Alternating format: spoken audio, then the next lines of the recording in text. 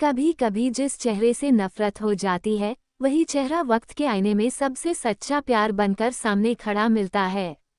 और तब समझ आता है कि दिल की सबसे बड़ी गलती आंखों पर भरोसा करना होती है। राशि के दिल की धड़कन आज सुबह से ही बहुत तेज थी। कभी मीठी गुदगुदी होती, तो कभी पेट में बटरफ्लाइज महसूस हो रही थी। वो आज के दिन के लिए पिछले कुछ दिनों से तैयारी कर रही थी। वैसे उसे तैयारी की कोई जरूरत नहीं थी। ऊपर वाले ने उसे तराशकर बनाया था। दूध में पड़े केसर सी रंगत, बड़ी बड़ी पानीदार आंखें, स्याह चमकीली और घुटनों तक झूलती घनी केश राशि। जो भी देखता कुछ पल के लिए थम सा जाता था। राशि स्वयं भी अपने रूप से अनभिज्ञ नहीं थी।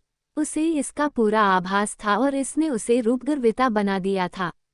इसके अतिरिक्त वो अपने उच्च मध्यम वर्गीय माता पिता की एकमात्र संतान भी थी। इसका एक साधारण अर्थ ये था कि वो न केवल ऊंचे स्वप्न देख सकती थी, वरन उन सपनों के यथार्थ में परिवर्तित होने की भी पूरी संभावना थी। उसकी सोच की इन्हीं उड़ानों में था उसका सपनों का राजकुमार। उसका राजकुमार सुंदर, सजीला और बांका जवान था, जिसकी धूमिल सी छवि सदैव उसके मन पर छाई रहती थी। और आज वो सपनों का राजकुमार सचमुच में आने वाला था। लड़का अच्छी नौकरी में उच्च पदासीन है, बड़े परिवार से है और सबसे बड़ी बात, राशि के पापा लड़के के परिवार को अच्छे से जानते हैं। यही सब बार बार खुद से कहकर वो पिछले कई दिनों से लगातार लड़के और उसके परिवार की तारीफों के पुल बांध रहे थे। जानती हो, आज के ज़माने में राम जैसा लड़का मिलना मुश्किल है। इतनी ऊंची पोस्ट पर होने के बाद भी वो बहुत सीधा सादा है। उनका परिवार पैसे वाला और संस्कारी है और राम भी हमारी राशि की तरह इकलौता है। उन्हें बेटी मिल जाएगी और हमें बेटा। इतना कहते हुए पापा निहाल हो जाते और हाथ जोड़कर कुछ बुदाबुदाते हुए ऊपर आसमान की तरफ देखने लगते। पापा की इन निरंतर की जाने वाली तारीफों और लड़के के नाम राम ने राशि के दिल की धड़कन बढ़ा दी थी। कितना प्यारा नाम था राम, हॉट एंड हैपेनिंग। इसके अलावा टीवी सीरियल्स ने भी इस नाम को काफी हॉट बना दिया था। इस तरह राशि के सपनों के राजकुमार ने छवि के साथ नाम भी नायक वाला अपना लिया था। और आज वही दिन था जिसका राशि को न जाने कब से इंतजार था। धीरे धीरे दिन खिसकने लगा और तभी बाहर गेट पर गाड़ी रुकने की आवाज आई। घंटी बजी और फिर मेहमानों के कदमों की आहट कॉरिडोर से होकर अंदर ड्राइंग रूम में जाकर थम गई। ड्राइंग रूम से उठती हंसी की आवाज़ों के बीच राम की आवाज़ को अनजानी होने पर भी राशि पहचान पा रही थी। आज उसकी चेतना जैसे उसके कानों में स्थिर हो गई थी। राम की आवाज़ शांत, गहरी और पौरुषपूर्ण थी। इस आवाज़ से राम की कल्पना छवि राशि के मन में साकार रूप लेने लगी। तभी मम्मी की आवाज़ कानों से टकराई। उसके लिए बुलावा आ गया था। कमेंट में बताएं, क्या आपने भी कभी किसी को बिना बोले ही अपना मान लिया था? उसकी पूरी देह थरथरा उठी। वो मुख पर स्मित मुस्कान लिए धीरे धीरे कमरे में पहुंची। उसके पहुंचते ही सभी की आंखें उसकी तरफ उठ गईं और वो आंखें भी जिनके लिए उसके मन में अनेक सपने थे।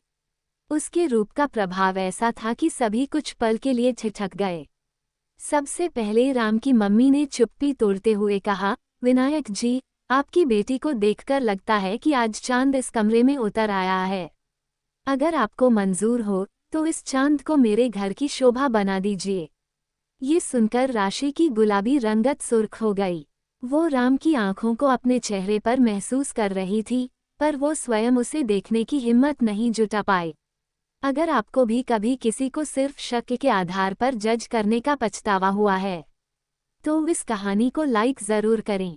विनायक जी ने शायद उसकी इस दुविधा को समझ लिया था। हम लोगों ने तो समझ लिया है। अब तुम दोनों भी एक दूसरे से बातचीत करो और देख समझ लो।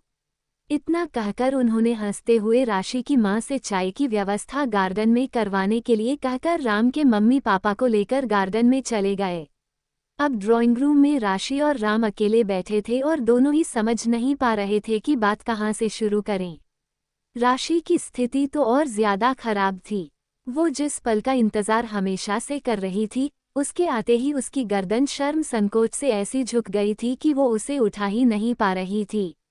खैर, जैसे तैसे बातचीत का सिलसिला राम ने ही शुरू किया और पूछा, आपका नाम क्या है? अपने इस मूर्खतापूर्ण प्रश्न को जब तक सुधारता, राशि ने बिना सिर उठाए खिलखिलाते हुए जवाब दिया, राशि। उस हीरक दंत पंक्ति युक्त हास्य ने राशि के सौंदर्य को द्विगुना कर दिया था। राम ठगा सा रह गया और उसने उसी मनस्थिति में कहा, वैसे आपको पता ही होगा, पर मेरा नाम रामदास है। रामदास, पर आपका नाम तो रा है। उसने तुरंत अपनी भूल सुधारते हुए खुद को रोका और झटके से सिर उठाकर देखा तो उसका दिल धक से रह गया। उसके सामने एक साधारण किंतु सौम्य व्यक्तित्व था। मध्यम या कहें दुबली काठी, दरमियाना कद और सांवली रंगत लिए बैठा था उसका राजकुमार। ऐसा तो कभी उसने अनजाने में भी नहीं सोचा था। ये उसकी सोची हुई छवि के बिल्कुल विपरीत था। राम के पूरे व्यक्तित्व में सबसे आकर्षक थी उसकी आंखें, बिल्कुल साफ और पारदर्शी, जिनमें राशि के लिए अपार स्नेह छलक रहा था। पर उस छलकते नेह सागर के कुछ छींटे भी राशि तक नहीं पहुंच पाए। उसकी वो सलज्जा हंसी एकदम सूख गई और चेहरे पर घृणा के भाव उभर आए।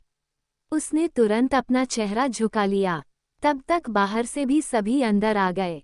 राम के चेहरे के उल्लास के बीच राशि की तरफ किसी का ध्यान ही नहीं गया। राम की मम्मी ने झट से अपना पर्स खोला और एक कीमती सेट और शगुन का नेग राशि के आंचल में डालते हुए कहा, आज से आपकी बेटी हमारी भी हुई। राशि मन ही मन उबल रही थी, पर सबकी खुशी पर आघात करने की हिम्मत नहीं हुई। वो चुपचाप सारी औपचारिकताओं को झेलती रही और उसका ये आक्रोश लड़के वालों के जाते ही मम्मी पर निकलने लगा। क्या जरूरत थी इतनी जल्दी सब करने की? क्या मुझसे पूछना जरूरी नहीं था? क्यों राशि, क्या तुझे राम पसंद नहीं है? मम्मी ने आवाज दबाते हुए पूछा। नहीं, नहीं है, और हाँ राम नहीं, आपका रामदास मुझे पसंद नहीं है। राशि चिल्लाई। Please mummy please. उसकी शक्ल भी उसके नाम की तरह आउटडेटेड है। क्या कहेंगी मेरी सहेलियां? हंसेंगे सब मुझ पर। मेरा और उसका कोई मेल नहीं है। राशि के मुंह पर कभी घृणा और कभी दया के भाव आ जा रहे थे। ऐसा नहीं कहते बेटा, राम एक अच्छा लड़का है, मम्मी ने समझाते हुए कहा। पर मम्मी की कोई भी बात राशि के पल्ले नहीं पड़ रही थी। मुझे आपके इस रामदास से शादी नहीं करनी है। उसका आक्रोश आंसुओं के रास्ते बह रहा था। क्यों नहीं करनी है? क्या कमी है लड़के में? विनायक जी, जो अब तक बाहर खड़े सुन रहे थे, तूफान की तरह कमरे में दाखिल हुए। पापा, वो आपका रामदास किसी काम का नहीं है। उसकी शक्ल तो देखिए, राशि ने सिसकते हुए कहा। बस राशि, बहुत हो गया। पापा फिर गुर्राए, हर चीज सिर्फ शक्ल से तय नहीं होती। मेरे लिए होती है पापा, और मैं ये शादी नहीं करूंगी। राशि ने दृढ़ स्वर में कहा। मैंने जो किया तुम्हारा अच्छा सोचकर किया। अगर तुम ये शादी नहीं करोगी तो मैं आज के बाद तुम्हारे जीवन के किसी निर्णय में शामिल नहीं हूँ, क्योंकि ये तुम्हारे लिए किए गए मेरे फैसलों पर एक बड़ा प्रश्न चिन्ह होगा। इतना कहकर विनायक जी झटके से कमरे से बाहर निकल गए। अब क्या राशि के लिए हाँ या ना को कोई प्रश्न ही शेष नहीं था। वो नियति और अपने माता पिता के फैसले के समक्ष बेबस महसूस कर रही थी। उसकी आंखें बहने लगीं। मम्मी ने कई बार राशि को समझाने का प्रयास किया, पर उसके कड़वे उत्तर सुनकर चुप हो जाती, और पापा, उन्होंने तो बोलना और बातचीत करना ही छोड़ दिया था।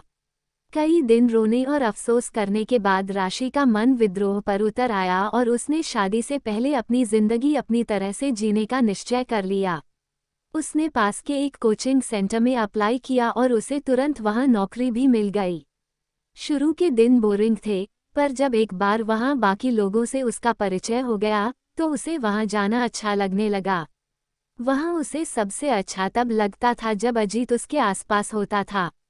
लगभग 6 फुट की लंब तगड़ी देह, यष्टि चौड़े स्कंध और विस्तृत वक्ष स्थल के साथ हल्की सांवली रंगत, छोटे मिलिट्री कट बाल और मुख पर हल्की ट्रिम की हुई दाढ़ी मूंछ।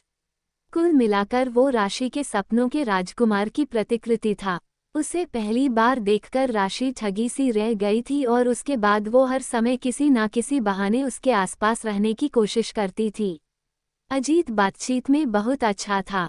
उसकी बातें इतनी मीठी और अपनापन लिए हुए होती थीं कि सबको लगता था जैसे वो उसे बहुत पहले से जानते हैं। धीरे धीरे वो राशि के मन में एक गहरी जगह बनाने लगा था। वो जब भी उसकी तरफ देखता तो राशि को लगता कि उसकी आंखों में उसके लिए कुछ अनकहा सा है। उसे लगने लगा था कि अजीत जो कुछ भी कहता है वो सब उसी के लिए होता है, पर शायद वो सबके बीच होने के कारण इस तरह बातें घुमा फिरा कर कहता है।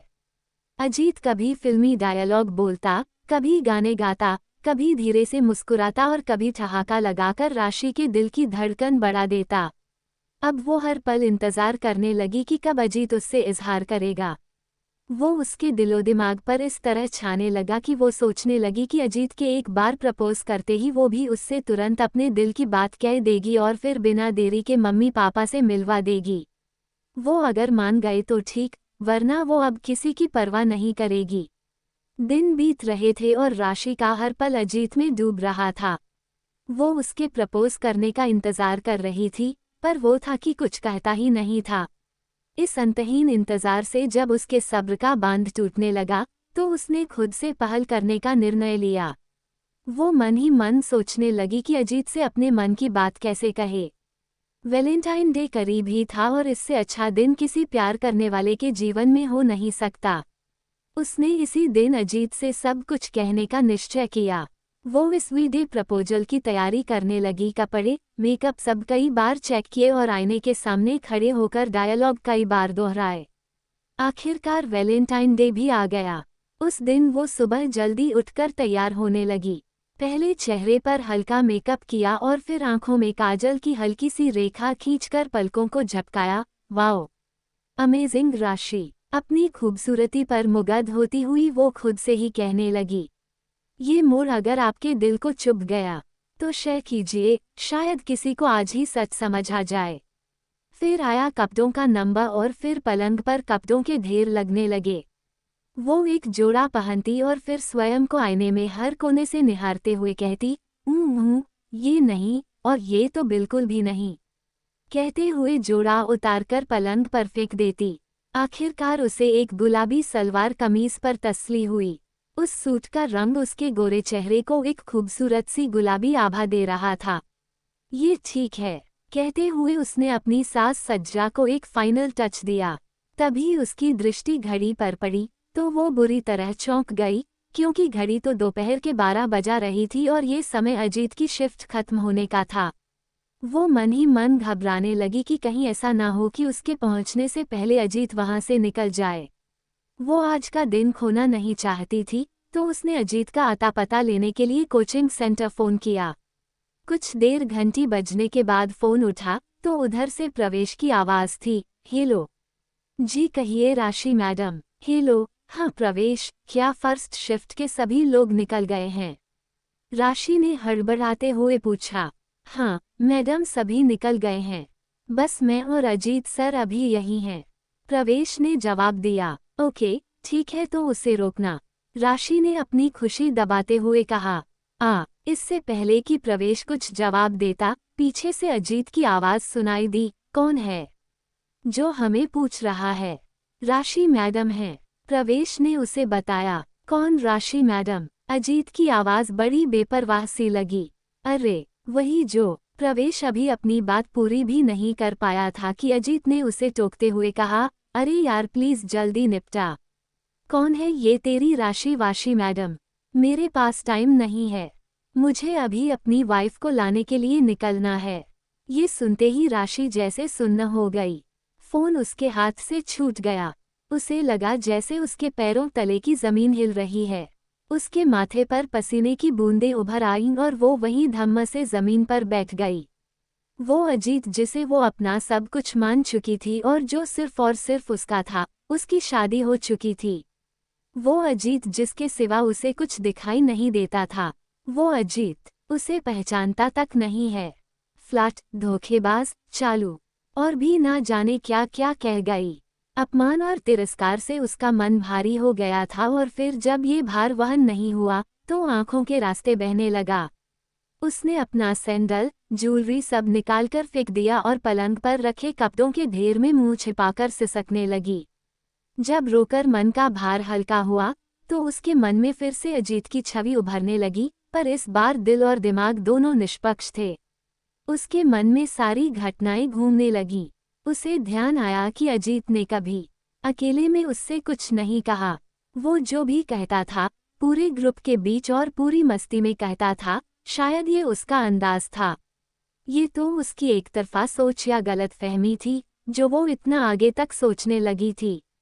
क्या होता अगर मैं उसे प्रपोज कर देती?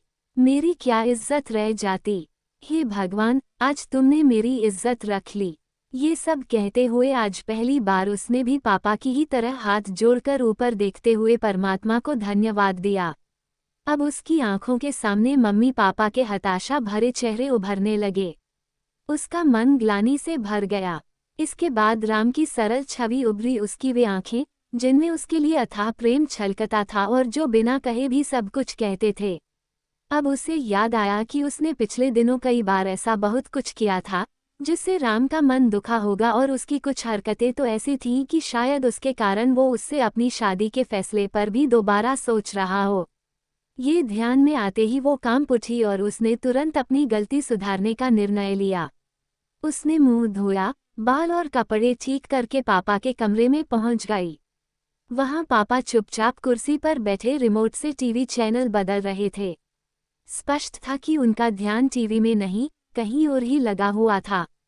पापा, उसने विनायक जी के कंधे पर स्नेह से हाथ रखते हुए कहा। कौन? पापा ने चौंकते हुए कहा। पापा, आई एम सॉरी, मुझे माफ कर दीजिए। आप ठीक थे। मुझे राम पसंद है, पर मैं शादी से पहले एक बार उससे मिलना चाहती हूँ। राशि ने झिझकते हुए कहा। हाँ हाँ, क्यों नहीं? पापा को चुप देखकर मम्मी ने उत्साह से उत्तर दिया। मैं आपसे मिलना चाहती हूँ। उसने राम को फोन किया। अगर आपको लगता है कि प्यार दिखावे से नहीं, नीयत से पहचाना जाता है, तो चैनल को सब्सक्राइब जरूर करें। कहाँ और कब? क्या कुछ जरूरी था? दूसरी तरफ राम का असमंजस भरा स्वर उभरा। जी, क्या हम लंच के लिए मिल सकते हैं? जी, मैं आपका इंतजार करूंगा, राम ने संक्षिप्त उत्तर दिया।